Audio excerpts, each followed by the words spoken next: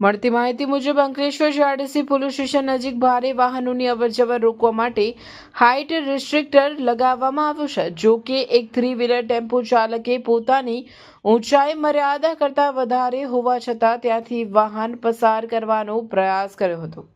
આ પ્રયાસમાં ટેમ્પો લોખંડના એંગલ સાથે જોરદાર અથડાયો હતો। અકસ્માત એટલો વિચિત્ર હતો કે એંગલ સાથે અથડાતા જ ટેમ્પાનો આગળનો ભાગ હવામાં ઉંચકાઈ એંગલમાં ફસાઈ ગયો હતો। આ ઘટનામાં વાહનના આગળના ભાગને ભારે નુકસાન પહોંચ્યું છે।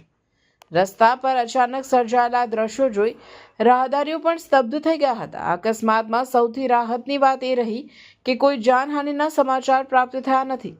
ચાલકનો આબાદ બચાવ થયો છે। જો કે આ ઘટનાને પગલે અજાણતા અને બેદરકારી ભર્યા ડ્રાઇવિંગ સામે ફરી એકવાર સવાલો ઊભા થયા છે।